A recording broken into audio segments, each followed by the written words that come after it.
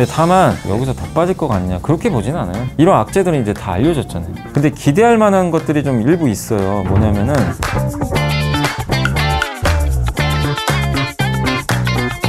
네, 안녕하세요. 약오름 기자들의 이광수입니다. 오늘은 전문가분을 모시고 제약바이오 시장 진단과 앞으로 좀 전망을 들어보는 시간을 가지려고 합니다. 오늘 제 옆에 염승환 이베스트 투자증권 이사님 모셨습니다. 이사님, 어서 오세요. 네, 안녕하십니까. 안녕하세요. 시장 상황을 먼저 진단해 볼 필요가 있을 것 같습니다. 네. 사실 뭐 코로나19 덕분이라고 해야 되나요? 이제 바이오 섹터가 굉장히 좋았었잖아요. 네. 그런데 최근에는 뭐 그렇지 않은 섹터가 없지만 바이오 섹터가 특히 좀 지지부진한 모습을 보이고 있습니다. 이건 왜 이렇게 되는 건지 이사님 간단하게 좀 진단 부탁드리겠습니다. 네, 뭐 실제로 보면 이제 YTD라고 그러는데 이제 올해 연초 이후에 수익률을 보면 코스피가 한 13% 정도 빠졌고 네. 코스닥이 17% 정도 하락을 했거든요. 근데 이제 코스피 의약품 지수가 마이너스 한 17%, 그 다음에 코스닥 제약이 마이너스 22니까 그러니까 시장보다 더 안 좋았죠, 사실은. 근데 이건 뭐 꼭 우리나라만 그런 건 아니었던 것 같아요. 이제 미국 같은 경우도 주요 ETF 중에 XBI라고 있는데 이게 이제 바이오테크가 많이 담겨 있는 ETF인데 이게 연초 대비 무려 40%나 빠져 있어요. 그러니까 지금 전반적으로 건강관리라 그러죠. 이 헬스케어 섹터가 워낙 고성장주인데 결국 지금 그 커뮤니케이션 섹터하고 헬스케어 섹터가 이 성장주에 포진해 있다 보니까 금리 상승기에 좀 굉장히 취약하죠, 사실은. 네. 가치 평가가 좀 약간 절하되는 부분이 있다 보니까 그래서 유동성 축소가 좀 큰 것 같아요. 이렇게 바이오주들이 좀 부진했던 이유가 뭐 여러 가지 이유들은 있겠죠. 뭐 메지온이 좀 안타깝게도 FDA 또 승인을 못 받았고 네네. 그런 것도 투자 심리의 악재였고, 그러니까 아니 뭔가 좀 잘 될 만하면 이제 결론이 안 나니까 네. 거기에 대한 실망감, 또 금리가 너무 급하게 오르니까 유동성이 빠져나가잖아요. 근데 그러다 보니까 이 고성장주보다는 차라리 싸고 확실하게 실적 주는 그런 기업을 보자. 이런 좀 분위기가 이제 겹쳐지면서 지금 시장이 좀 이런 헬스케어에 대해서 좀 관심들이 많이 떨어지면서 주가가 좀 빠졌던 것 같고, 그리고 역시 리오프닝 환경도 좀 악재인 것 같아요. 왜냐하면 이제 지난 1, 2년 동안은 헬스케어가 아무래도 치료제도 개발을 하고 백신 이런 것들이 이제 호황이다 보니까 헬스케어에 높은 이제 밸류를 줬는데 이제 정반대 상황이잖아요, 또. 그러니까 이런 것들이 겹치면서 지금 시장이 좀 헬스케어에 대해서는 좀 우선순위에서 좀 밀리고 있다, 시장은. 이거보다는 좀 실적 가시성이 있는 기업으로 시장의 그 어떤 관심도가 높아지고 있기 때문에 헬스케어가 약간 이제 차순위로 밀려버린 게 아닌가. 그래서 좀 부진한 흐름이 뭐 아직까지는 계속 이어지고 있는 것 같습니다. 아무래도 매크로 환경 때문에 뭐 약간 더 성장주인 바이오가 더 부진했다, 좀 이렇게 말씀을 해주신 것 같은데요. 뭐 최근 시장 상황을 지금 염 이사님과 간단하게 좀 진단해 봤습니다. 새 정부가 들어섰잖아요. 네. 그래서 이제 새 정부의 정책, 항상 산업계에서는 이 새 정부가 어떤 정책을 펼치느냐 이런 거에 좀 관심이 있는데 윤석열 정부가 오늘 2023년, 그러니까 내년까지 1조 원 규모의 펀드를 조성하겠다고 바이오에 투자하는 그런 얘기를 했는데 이게 바이오 투자자 입장에서는 좀 기대해 볼 만한 부분이 좀 있을까요? 뭐 당연히 저는 있다고 봅니다. 그러니까 지금 신정부가 들어서면 어쨌든 정책들이 되게 많이 나오잖아요. 근데 이제 우리가 문재인 정부를 떠올리면 많은 분들이 아마 그거부터 떠올리실 거예요. 문재인 정부 하면 그 딱 두 개로 딱 압축할 수 있는 게 수소가 항상 있고 탈원전, 이 두 개였죠. 근데 이제 지금 윤석열 정부는 수소도 해요. 근데 수소가 아주 뭐 메인인 것 같다는 느낌은 안 들었고 다만 이제 탈원전이 아니라 친원전으로 바뀌어버렸죠. 그래서 정말 정부 정책이 중요한 게 그거에 따라서 그 관련된 기업들의 주가가 엄청나게 변동성 보이거든요. 그래서 지난 5년간 원전주 너무 안 좋았잖아요. 근데 지금은 또 분위기가 바뀌었기 때문에 이걸 보셔야 되는데, 근데 윤석열 정부도 어쨌든 바이오에 대해서 관심이 되게 많아요. 그래서 이번에도 이제 1조 원 정도의 펀드 조성하겠다고 좀 언급이 좀 돼 있고, 특히 이번에 근데 또 한미 정상회담이 또 열렸잖아요. 근데 여기서도 바이오 기술 협력 얘기가 좀 일부 있었던 것 같아요. 특히 미국은 워낙 또 헬스케어 강국이니까 우리나라 입장에서는 이게 너무나 좋은 거죠. 미국에서 이게 서로 뭐 양해각서라든가 이런 걸 체결을 해가지고 기업들끼리도 교류 협력을 하면 당연히 어쨌든 이제 우리나라 헬스케어 업체들의 어쨌든 실력이 또 높아질 수 있는 그런 그 어떤 계기가 또 될 수 있기 때문에 저는 좀 긍정적으로 좀 보고 있는 것 같고, 그 다음에 저도 이제 좀 자료를 찾아보니까 미국의 그 생명공학 이제 진단 기업 중에 되게 유명한 기업이에요. 서모피셔 그 사이언티픽이라고, 이 회사가 이제 MOU를 한국 정부하고 이제 체결을 했거든요. 투자 협력과 관련해 가지고. 그래서 서머피셔가 이제 한국에 바이오 이런 뭐 신약을 또 만들 때도 원재료들이 또 필요하잖아요. 네. 그런 이제 원부자재 생산 공장 건립을 위해서 지금 주요 투자처로 좀 고려를 하고 있다. 물론 이제 우리 한국에 무조건 짓겠다라고 결정한 건 아니지만 일단은 투자 협력 관련한 MOU를 또 맺었기 때문에 어쨌든 여기에 공장을 지을 가능성이 높아졌고 실제로 7,500억 정도 투자해가지고 미국, 유럽, 아시아 네. 이제 총 11개 지역에 원부자재 공장을 건설하기로 했다라고 하는데 그중 하나로 지금 꼽히는 게 영종도라고 합니다. 영종도에 아마 지금 뭐 물론 이거는 여러분들이 나중에 꼭 확인하세요. 여기에 짓는다는 건 아니고 그런 이제 또 언론 기사들도 있으니까 영종도가 좀 유력하다라는 그런 좀 내용들이 좀 나오고 있고 사이티바라는 이제 미국의 코로나19 백신 원부자재 생산하는 업체거든요. 백신 만들기 위한 뭐 배양액 같은 거겠죠.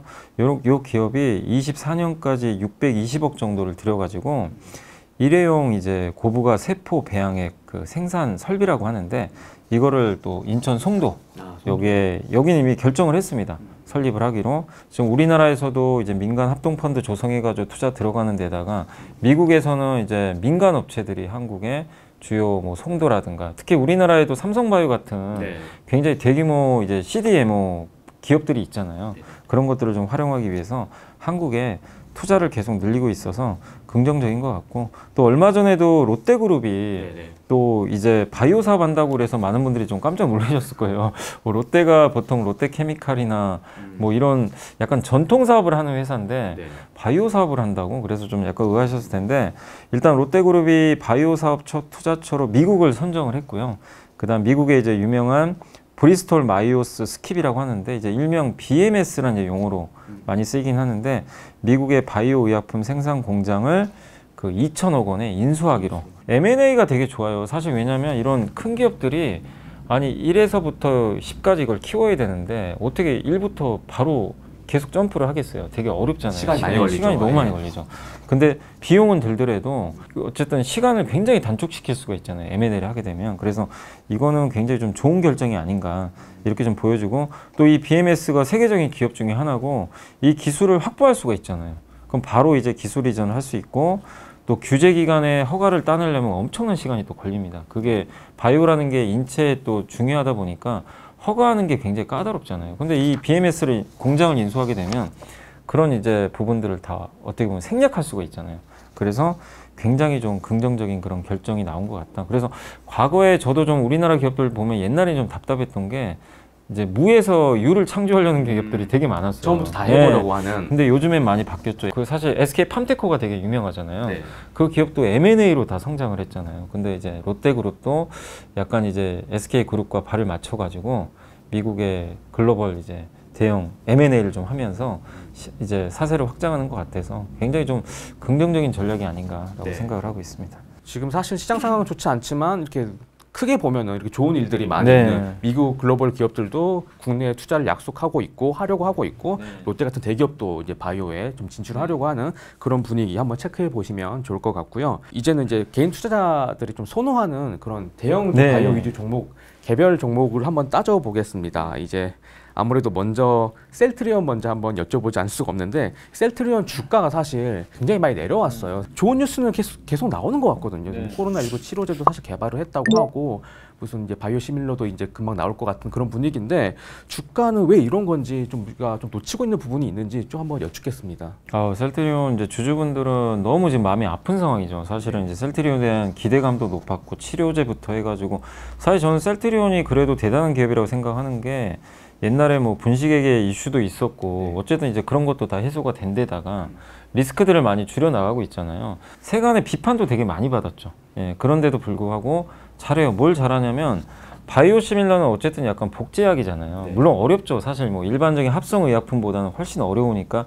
그래서 우리가 영어로 바이오시밀러로 가는 게 시밀러가 비슷하다는 거잖아요. 완벽하게 복제할 수가 없기 때문에 그래서 높은 이제 밸류를 주는 게 좀 당연한데 그거 세계 1등 기업이잖아요. 어쨌든 바이오시밀러 쪽은 세계 1등 기업인데다가 그 어렵다는 코로나 치료제도 만들어 버렸고 그러니까 이제는 그 복제약뿐만이 아니라 신약 개발까지 할 수 있는 역량을 사실 좀 보여줬어요. 그런 면에선 좀 분명히 좋은데 한 가지 이게 좀 안타까운 게 주가가 왜 이렇게 좀 못 가냐면은 결국 저는 좀 두 가지 요인이 좀 있다고 생각해요. 첫 번째가 펀더멘탈상 이게 실적이 점점 둔화되고 있어요. 근데 셀트리온도 성장주잖아요. 누가 같이 주라고 하겠어요, 셀트리온을. 근데 성장주면 매분기 성장하는 걸 보여줘야 돼요, 사실. 이게 어쩔 수 없는 숙명이죠.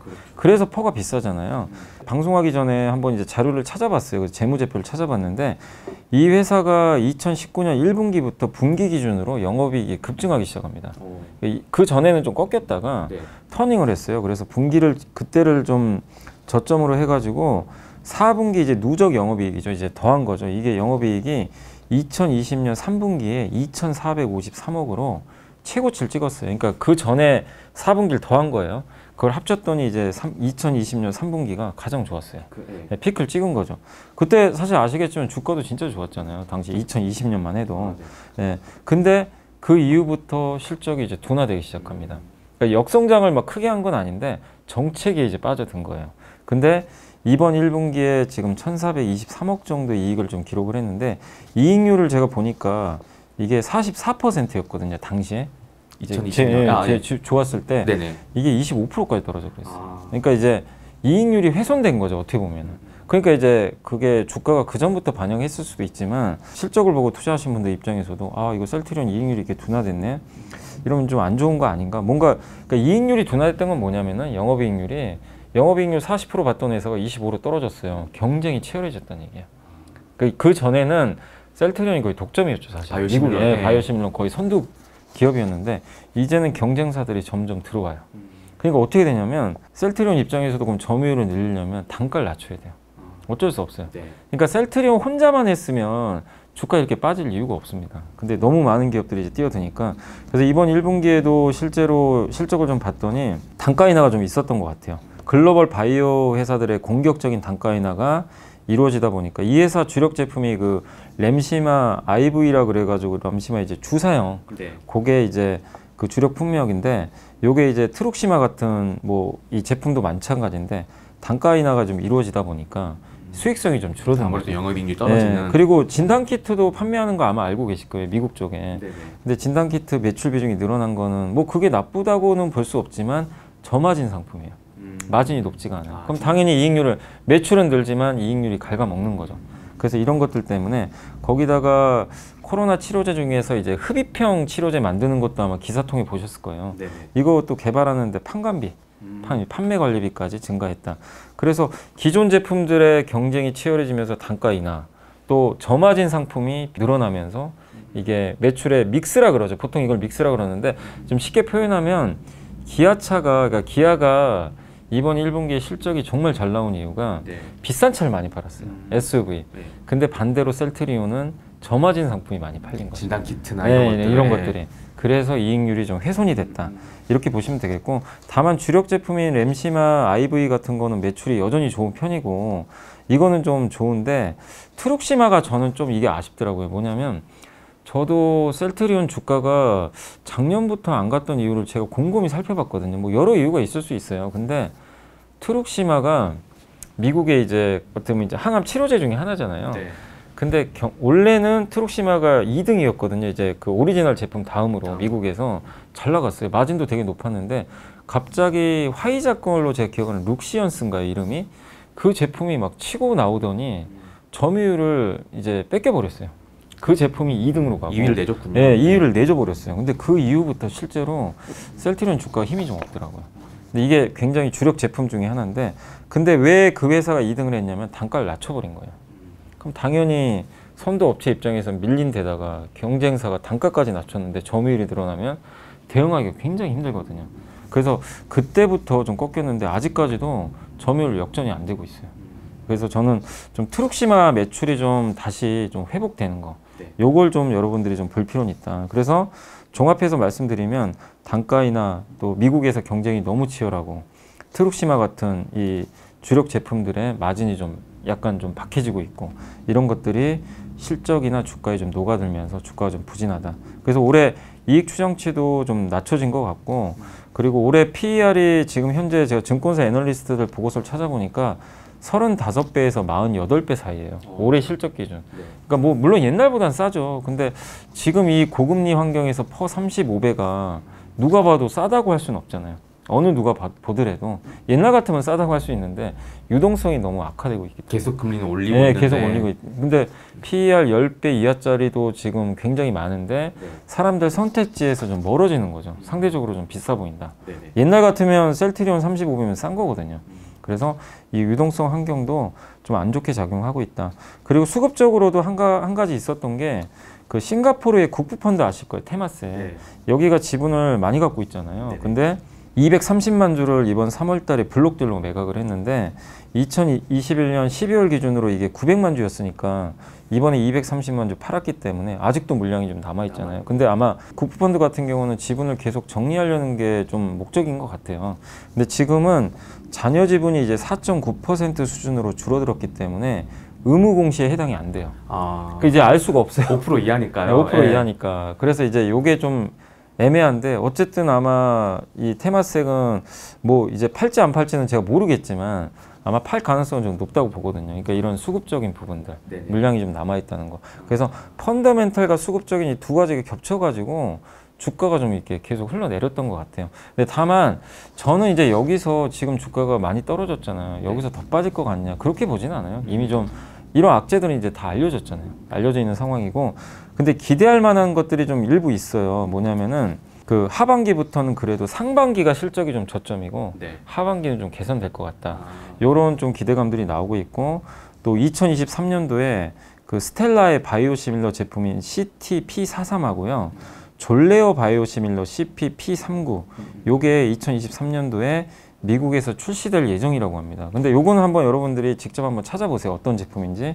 그리고 2023년 7월에 이게 아마 가장 기대를 많이 하시는 것 같은데 유플라이마라는 제품이 미국에 출시될 걸로 보이는데 이 유플라이마가 미국에 제가 이름은 기억 안 나는데 한 그 미국의 제약회사랑 약간 이게 좀 트러블이 있었나 봐요. 오리지널 제품인데. 네네. 근데 이제 바이오시밀러를 만드는 이제 이거를 앞으로 이제 만들어서 개발하는 과정에서 그 회사에서 약간의 뭔가 좀 그 이의제기를 좀 했었나 봐요. 근데 최근에 기사를 찾아보니까 2월인가 3월에 합의를 했대요. 서로. 네네. 그러면 이제 그 셀트리온 입장에서 리스크 하나 없어진 거죠. 그래서 이것도 굉장히 기대를 갖고 있는 제품이 유플라이마라는 제품이 있습니다. 이거 한번 검색을 해보시되 내년 이제 순항을 한다면 내년 7월에 아마 나올 것 같아요, 미국에. 내년이요? 예. 그럼 내년에는 기대할 게 좀 많잖아요. 네. 그리고 만약에 내년에 지금 미국의 그 가장 매파 중에 한 사람이 블러드 총재라고 네. 아마 많이들 아실 거예요. 올해 금리 엄청 올려야 된다. 올해 3.5%까지 올려야 됩니다. 근데 이분이 뭐라고 했냐면 이렇게 일단 올려놓고 내년엔 금리 인하해야 된다. 아, 그래요? 그렇게 바꿨어요. 아, 근데 왜냐하면 지금 일단 급한 게 물가니까 이거부터 잡고 봐야 된다. 근데 물가에 의해서 경제가 충격받을 수 있잖아요. 근데 네. 감내해야 된다. 올해는 일단 잡아야 되니까. 만약에 그 물가가 잡히면 내년에 오히려 금리를 낮춰야 된다고 또 얘기를 하셨어요. 그럼 어떻게 되겠어요? 내년엔 바이오 환경이 좋아지죠, 반대로. 예. 근데 셀트리온은 또 이런 이벤트가 또 내년에. 대기 중이잖아요. 그러면 내가 셀트리온을 갖고 있다면 지금은 좀 실망할 게 아니라, 그러니까 이유는 아시겠죠? 왜 이렇게 안 좋았는지. 근데 이건 다 알려졌고 기대할 요인들이 두 개가 딱 생겼잖아요. 네. 그러면 한번 좀 버텨보시는 것도 저는 괜찮다고 생각합니다.